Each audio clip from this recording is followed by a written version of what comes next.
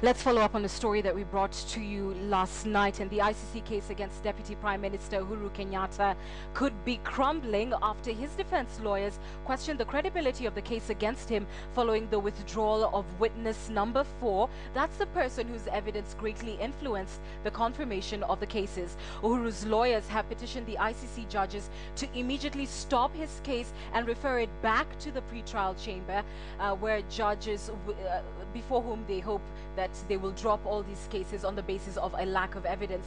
So what exactly are the implications of these latest developments at The Hague? KTN's Eric Njoka explains.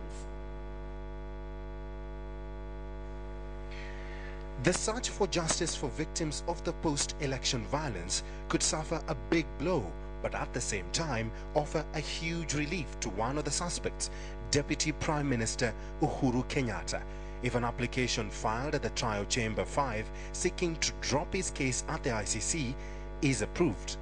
Uhuru is seeking to reverse his ICC case back to the pre-trial chamber, which in effect will lead to a postponement of his trial, which is due to start on April 11th.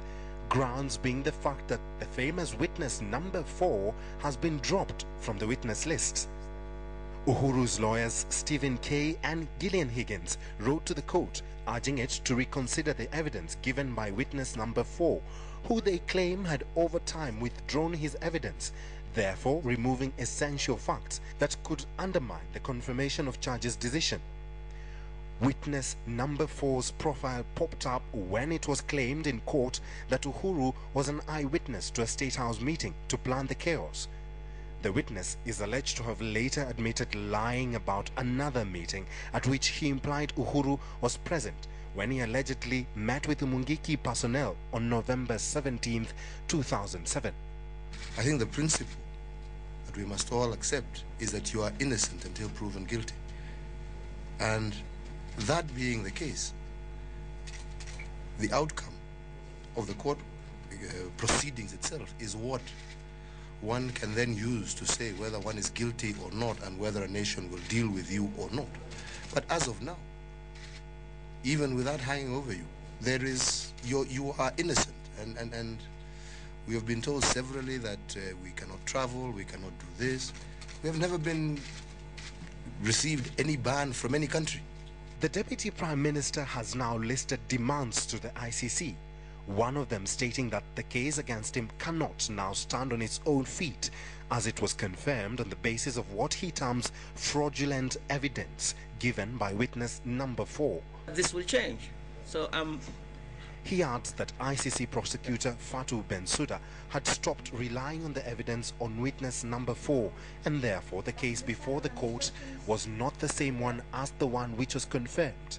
He also wants the prosecution penalized for failing to draw the attention of the pre-trial chamber to crucial evidence, undermining its case and therefore wasting the court's time. So the pending cases at the ICC have been perceived as a unifying factor between Uhuru Kenyatta and his running mate William Ruto. That if at all the cases are to proceed, they will be in it together. However, with the developments at The Hague and the chances that Uhuru Kenyatta may be off the hook, the future of their union could be in doubt. Eric Njoka, KTN, Nairobi. And joining me now with analysis on this issue is Advocate Harun Dubi. Always a pleasure speaking to you. Let's begin with this. Can the case against Uhuru still proceed without the testimony of witness number 4, whom alleged that there was a meeting at State House between Uhuru and Mungiki members, the basis of which has really formed this entire case? I think what's most important is to make the distinction that there are judicial proceedings going on against the 4 accused persons, before a court of law, and distinguish that from the politics that is going on in the country in terms of whether the case goes on, what implications it is going to have. But can the case go on?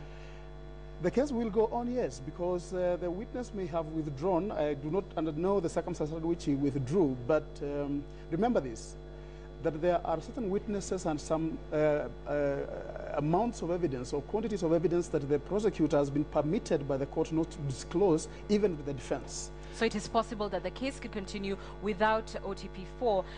However, how far do you think the fact that this witness is no longer part of the prosecution's lineup, how far does this affect the credibility of the cases at the ICC?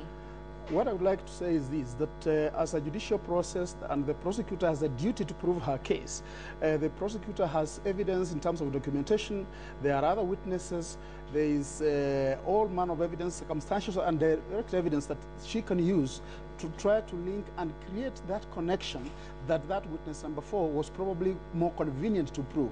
Therefore, I wouldn't say that that has crumbled the case directly. However, of course, one would recognize that without that witness, it is going to mean that the prosecutor has to work a little bit more harder to ensure that she proves the very point that she was going to use that witness for. Yeah, but the question is, does the case then still meet the threshold of international crimes? If witness number 4 is what was used really largely to solidify that case, and that witness is no longer there, does this then still, there may still be a case to answer, but does it meet the threshold of an international crime?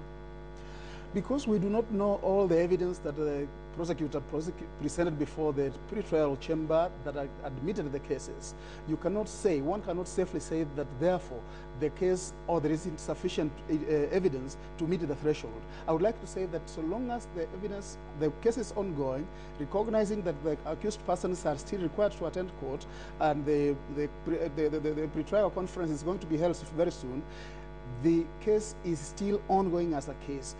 Whether the accused persons use this withdrawal as a defense to their own case, which I'm sure they are going to do, that's really for them to use. But you cannot say, one cannot safely argue that that case has been weakened sufficiently to reduce its veracity and therefore possibly say the case cannot go on. In any event, what about having the case referred back to the pre-trial chamber? Is there a precedent for this? There is no precedent, but it's possible under the rules to refer back the case in the event that the court recognizes that actually there are issues that require now to be looked at afresh.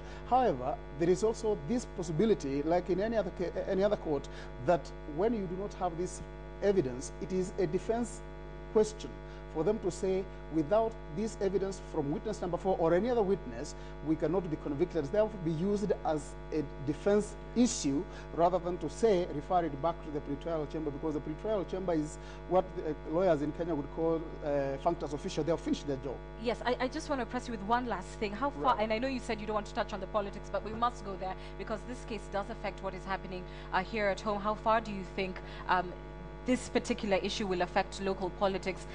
Because it is felt that the Uhuru Ruto ticket is one of convenience, the fact that both of them are facing trial at The Hague. Should one of them possibly not have to face that, how far do you think it would affect their candidature? The case has all along been a powder keg in our politics. I think what we need to recognize as Kenyans is that this case is about dealing with impunity. Impunity is a product of politics.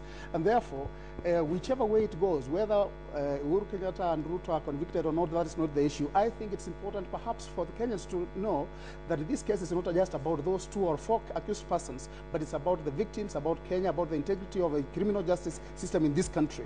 Therefore, it is going to have an implication on our politics, whether they are convicted or acquitted. Thank you so much. Always so concise. Thank you very much. Harun Dubi, an advocate at the High Court.